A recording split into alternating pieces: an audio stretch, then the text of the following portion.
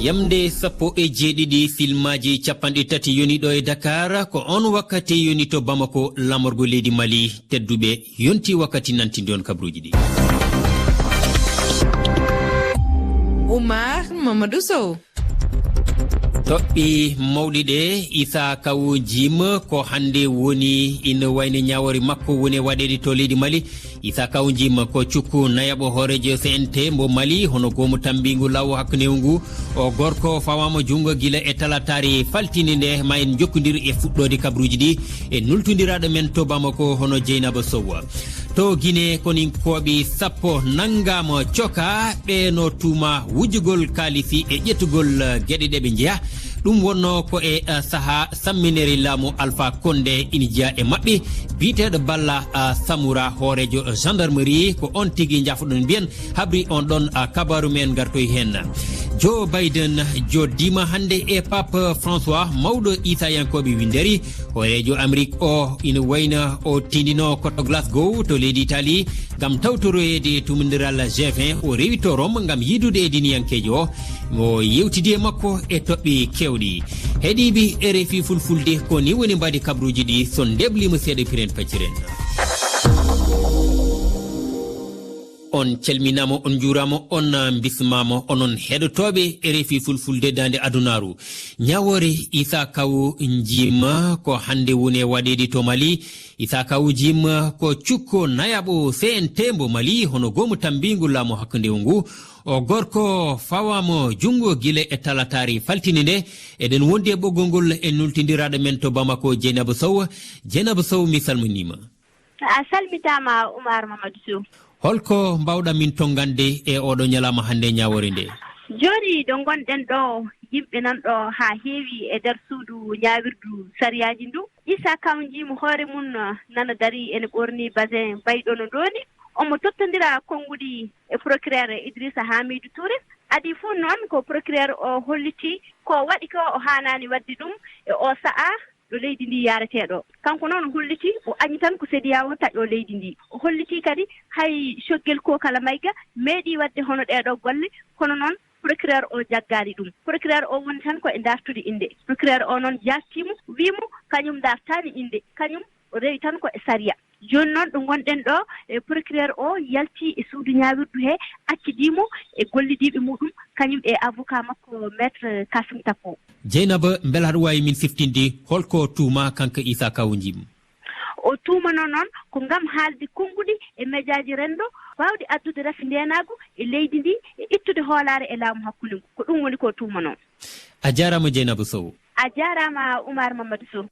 Ko noon jokkireten wadde payen toon to leydi Guinée to ganduɗa en kaali e gardindi ɗi koninkoɓe sappo ina wayna nangama coka ɓeɗo ko tumaɓe wujjugol kalifi kaɓe ƴettugol ko jeeya ko Balla Samoura hoorejo gendarmerie o holliti oɗo kabaru ɓe ñawte koto suudu ñawirde o konunkoɓe ɓe jangtore Mamadou Adama Diallo. Nguyka kanko noneji tati aranun ɗum ko konunkoɓe jeeyaɓe fedde force spécial ayninaɓe palais Sékou Touré ya ɓaawo laamu ngun ciwlede ñande 5 lewru jeenayaɓuru 2021 woɓe fusuno coffre-fort ɓe senditi kalsi wonnoɗi ton ɗin ɗimmun ɗum ko waɗi kaka pon 8 novembre natirgal nokkure kalumma ka jonde laamorgo Conakry ɗon konunkoɓe wonnoɓe ɗon ɓen jattuno 1,496 jungo debbo gollowo e labtani ka nokkure wi'etende CMC Matam laamorgo Conakry sakkitoro on ko sandarmujo ƴettoyi piiji wona climatiseur ka galle général Ibrahima Balde hoorejo sandarmerie kiɗɗo ñande o jonnitayno saabije biro makko on. Bala Samoura hoorejo sandarmerie keso on holni jama on laamu ngun yaafotako konunkoɓe bonneɓe ɓen andintinen bimbi laamu ciwla konunkoɓe ɗiɗo nangano sabu hiɓe bonni ƴetti piiji e biro. Mamadou Adama Diallo, Conakry, RFI. Mamadou Adama Diallo ha joni toon to Guinée seede sete nulaɓe fedde CEDEAO yettima e alkamesare hankin toon to Conakry addiɓe ko ɗoftude laamu hakkundewu ngu caggal nde koninkoɓe ɓe cammini laamu Alpha Condé ko ñande 5 lewru jeenayi ɓuuro ƴaɓɓino ndu wonno jaɓɓi diɗɗal ngal to jipporde laaɗi diwoji to ko Mori Sanda Kouyaté jagorɗo kalfinaɗo gueɗe caggal leydi ɗe e gollidi e ɗeɗo golli mabɓe kamɓe yimɓe CEDEAO ɓe kollitima maɓe jewtidde ardiɓe guine ɓe e gueɗe kewɗe tawi foof yowiti koye alhaari dejre leydi ndi maɓe gon toon ha e aset janggo. To Soudan gila général Abdel Fattah al-Burhan nantini wonde samni laamu e altinare ƴaɓɓine nde ina wayno noon nden fade hande hay saha goto ɓuuɓani toon to hartum lamorgo ngo ko tolni yimɓe 11 kefi hen wasde pittali mumen ɓuuri temedere capanɗe jeeɗiɗo kefi hen barmudi Abdoulaye Dikko. Nde firine ɗi wargoji e tawede ɓiɓɓe Soudan ane kedde fellitinde jaɓata nde saminere laamu aljumare hannden du majitoɓe ane le bole kartum laamar leydi ndi eɓe gondi e lalilal wadde majgol mangol asabere janggo ɓe kolla ɓe jaɓali ko général Abdel Fattah al-Burhan waɗi ko e wi maɓɓe janggo ɓe kawrinan ko foti yimɓe million ɓiɓɓe Soudan ko giɗi ɓe kalata woni Burhan yoppu laamu Burhan naɓe Kober yo suudu kaso ɓurno fuu haybere kartum toon du Oumar El Béchir hoorejo kiɗɗo leydi ndi soka jamma hankin firinde wal hakkunde maɓɓe kamɓe majitoɓe e konunkoɓe e ley yoga e de'ele kartum fay so tawi internet ko tacca pelle syndicat en ko cammina ɗum haɗali ɗe pelle fuu ana jukki e noddude e yimɓe maajo kolla salare mum en e leyɗe pelle addunaare ndu ko heewi hen holli mette mum en hoorejo leydi Amérique Joe Biden noddi acca ɓiɓɓe Soudan maajo kasen du laamu leydi ndi warta e juuɗe civil en ɗum waɗi caggal fedde oni sandu muɗum daranindu ndenagu holli kañum du ana tewti yalla laamu ana hoota e juuɗe civil en. Abdoulaye Dikko ko jasani 14 e siwileɓe mbaramo to Ituri e nder diwal funnaange rewo RD Congo ɗum waɗi ko e saha jangu mbo gomuji ɗiɗi cerundiɗi mbaɗi e wuro wote ne wiye Zina wonande kabruji keɓaɗi e haralleɓe heptinaɓe ko ɗin gomuji kadi ina wayne e wi maɓɓe jani e diwal no wiye Nivi jango o juuti ko tolni e wakatuji jeeɗiɗi kuri e conde ina gossindire hen payen toon to dowlaji dentuɗi Amérique walla ni mbiyane lawol faadi Italie Joe Biden o joddima hande e Pape François on ko mawɗo isayankoɓe windere hoorejo Amérique o tinino ko Glasgow no mbiruɗen toon to dowli Italie nawotamo ko tawtorede tumodiral G20 o rewi ɗon ɗo Rome ngam yidude e diniyankejo ɓe yewtidi e toɓɓe kewɗe e wiide nultodiraɗo men Ceerno Modumba. Lajal eɓɓore waylo yaasi Joe Biden nden hino yowi e terme hakkunde démocrate naɓe haa ka selma sakkitoro lanɗo leydi ndin hino yewtidude e député en ngam fottindingolɓe e feere artawi ko yimɓe galle makko ka démocrate en woni ko serti e faaleji salndu nanuru ndun ka ngomu e sénateur ɓe ɗiɗo hakkunde yankoɓe Joe Manchin e Christian Sinema sénateur ɓe ɗiɗo démocrate naɓe hino lundi yoga e coɓɓuli wonɗi e nder sariya nenejo jarowo ɓuri miliyarji guluji 3 mo Biden e yoga e libéral en lesi Nancy Pelosi hoorejo député en holli wondema pottal heɓike e 90 e nder temederewel kono suudu danneru ndun faalete no heɓude ko laati adi tumbodiral ngal Glasgow ko honno lanɗo Amérique on noddirta ɗimmoɓe makko heddiɓe yo ƴettu pehe ko fewti e alhaali wulo yaasi nde kanko o rafi fottindingol yimɓe makko ɓen Gina McCarthy waajotoɗo ngendi ka suudu daneru ka bange waylo yaasi holli CNN wondema ɗum haɗata Biden feƴƴina kongol makko ngol yeeso hooreɓe aduna o. Ceerno Modumba, New York, RFI. Ceerno Modumba e ngal tumodiral G20 ko toon Emmanuel Macron jogori yidude e Joe Biden ngal ɗo jiidal noon ina ferti e ngal ɓe gadino yidirde ɗum noon nden wonno ko e batu G7 wonno ngol bolol eɗen gandi caɗele ndewi hakkude maɓɓe ko yewti e ko wiiteno sous-marin ɓe ganduɗa ko Australie naaɓe ɓe ha Amérique natti hen nden faade hande ne wayno tekkere no luɓanno hakkude maɓɓe wadde kamɓe ɓeɗo hooreɓe leyɗele ɗiɗi Joe Biden e Emmanuel Macron mbiyen maɓe jiidu e ñalande hande walla jangde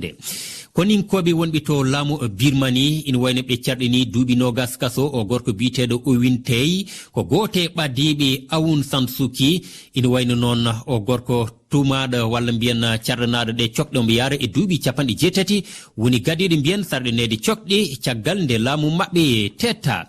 gasiren e konngol gotol coftal ɓalli o biteɗo Didier Cissé eɗen gandi ko kanko heblanno sili national mbo leydi Guinée ina wayno de o riwama e golle makko caggal nde golle makko mbiya payidinani Guinée yahani e qualification coupe du monde tedduɓe on jarama. yamde 17 filmaji capanɗe 4 yoni to Cotonou lamorgo Benin. E ndeɗo rogere ɗimmere mi en kal ko yowti e ballol malla mallol woɓɓe mbi sandowol walla ni kadi pulreji ko konngol malla kongi daɓɓi tawi ko kewɗi someji firoji luggi koko hewno hutureje e nder jewte kono hande oɗo fina tawa ina yiltori ɓawo e nder rendoji meɗen Afrique ko ɗum wonata jangtore men mawde imrinde en hande ha to Benin. Taskarama men on tottama konngol e aljumare nde eɗen gandi ko yewtere udditede heewi wonde moni amon kala nayri koto welara men ketto ko yoga e moɗon mbino jofniroten ndeɗo rogere ɗimmere ko yewtere men faggude e ɓamtare Afrique men jaadoy hen e Amadou Baroba.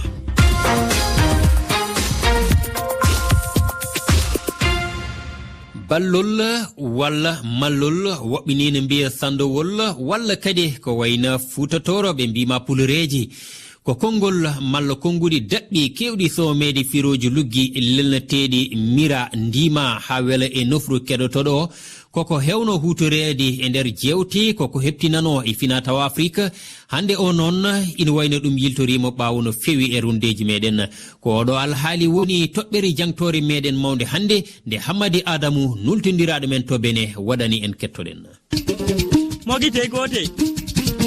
no yahi genni wumbe jabalama e ballol e laati haala cuuɗika ka neɗɗo yottinta bannum fay oɗo e jooɗi ɗume woni ballol Allaji Garso. Ballol hunde non ko binuɗen tawdi ballol e woni de haala ballol e woodi no watta ko tokkontira e leñol feerewol aw e leñol maɗa ko tokkontira garana ɗum ballol fanta e umenum jawta o faamay ko wiiɗa. Ballaji ɗi e ɗi goodi asili beydi saadu e wadda haala asilu majjum ni fa ɗum fuɗɗa kaye ɗo hakkunde gorko e debbo ni yidde hakkunde gorko e debbo to a andi arande de pullo woduno semtede sanne yotto sigam huyba ɓiɗɗo debbo tan firtanamo sigan ley haala mum ko haajoramo ma ko riwanta e makko ɗum ɗon waɗatake no seyi cowa haalaji ɗi cowol majji ɗin minen min inditiri bandi ay so a bandanimo o yiiti fu yonkay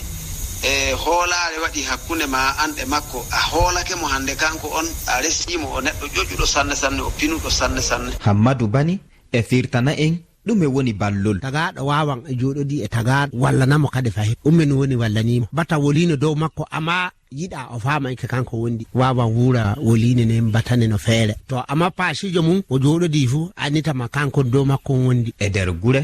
to mawɓe yiɗi waɗugo haala say wadda haala kan e dow balloji layya boni e waddana en haala an e dow fina tawa men hunde fu bane handi laɓɓinane niɗɗo mawɓe ran notata ko firta ɗum fu no yiɗiri wattata ɗum ma de ballahu faamowo fu faama mo faamata bo to san yowtira non kanko amma faamoɓe bo na faama ke duttijo on ɗo kabati ka semmiɗi ɓiɓɓe ɓen fiya tame dow logoje